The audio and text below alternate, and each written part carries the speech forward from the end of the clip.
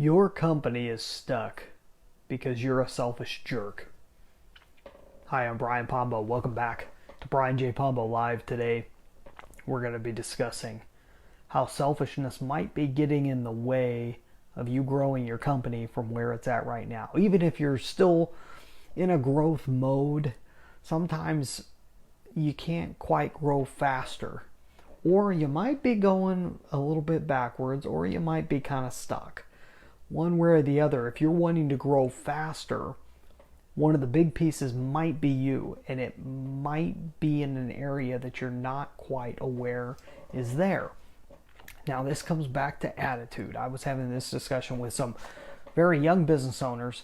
This was a couple out of Canada, and I was working with them on their business and talking to them about some of the things that might hold them back. And I don't know if this is holding them back or not, but a lot of it comes down to first, one-on-one posture, a term that's used quite often. I'm not talking about how they hold themselves physically, but how they hold themselves, basically their energy in front of others. And that posture, that attitude can really make a huge difference. And it depends, and you can see it manifests itself in the wrong way when a person comes off too needy, when a person comes off too excited, when a person comes off like they're trying to make a sale type of deal. And we've all been in front of those people who are just trying a bit too hard to get on our good side, or to get us to purchase something, or to try something out, or whatever. It's selfishness is what we're feeling. When you're feeling that from someone else, you're feeling someone who's thinking about themselves, someone who's trying to hit the bottom line, they're trying to get the next number, and you're just another one in a long lineup. Take that aside and think about the situations that you have with people that you enjoy being around the most. I guarantee the people you enjoy being around the most are the least selfish. These are the people that spend more time talking about you, more time wondering where you're looking at going, and then possibly helping you to get there through their products and services. But it's based on you, not on them. It's less selfish. Now, that's a one-on-one situation, but you can also see this happening in a large scale.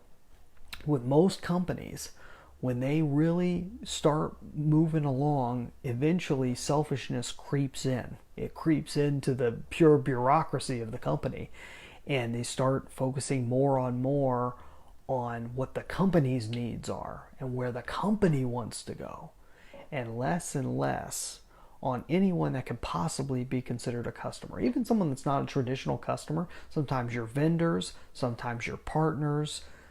If you're not focused on them and where they're going, that could be slowing you down, because all it takes is a little bit of extra time and a little bit of extra effort to consider their point of view.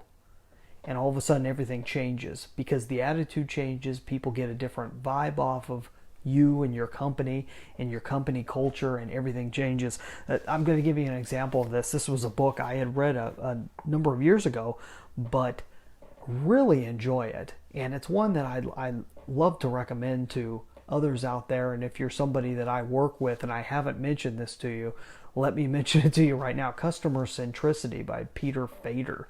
It's a very short book, tiny little book, large print, and has some amazing gold nuggets. He talks about the concept of being customer-centered, not from the customer's always right, because honestly, I mean, we should all know that's a lie. The customer is not always right, and you're going to be in a big trouble if you try and please every customer that comes to you. But like he says in here, the right customer is always right, meaning the best customer, the people that you know are the ones that you want to be with over the long haul. Those are the ones that you have to pay attention to their point of view. Otherwise, you're ruining your entire business. That's what Customer Centricity is all about. It's a great book. It specifically deals with the data involved and paying attention and tracking where your customers are at, whether you have a large business or a small business. This is a huge, but if you think of the philosophy behind it, It will change everything that you do and how you handle things.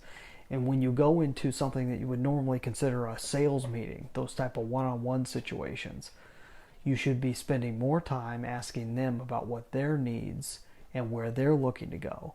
And then you've got to get good at seeing where your products and services can help them and come up with new products and services to be able to help them. Here's a great line out of this book. He says, customer centricity is a strategy to fundamentally align a company's products and services with the wants and needs of its most valuable customers. That strategy has a specific aim: more profits for the long term. Okay, in the end, it's a selfish need that you're trying to get, but you're going to help more people. As we've talked about before, one of the greatest sales tips of all time, the more you help people, the more you get back. And it's a karma, call it karma or what have you, it's a law of the universe. It's just how it works. You do it with the right energy, and it can be from your own selfish intent. That's fine, as long as you do it with the proper energy and you're actually listening to what they're saying and doing your best to get them what they want. If you're doing that, it's okay if you get a little bit of gratification in the long run. That's all right. That's what freedom's all about, really, if you think about it. So here's Customer Centricity. Great book, great concept more than anything else. If you can realize that a lot of what's holding your company back is you're not putting enough emphasis on first finding out what the customer wants, and secondly, doing everything you can to get that in front of them. You do that, you can turn around any company. Honestly, it seems to be the number one thing that I run into when I'm going into companies that are having a tough time getting past their initial successes. Hopefully that's helpful for you. If you'd like to get past your initial successes, I only work with successful companies, but if you're interested in talking about some of these concepts, go to dreambizchat.com, especially if you're in the self-reliance field, and meaning you have products and services that help people to become more self-reliant. Go to dreambizchat.com. The link is in the description. Hope you had a great one today, and we're going to catch you tomorrow, talk about similar concepts. Have a great night, and get out there and let the magic happen.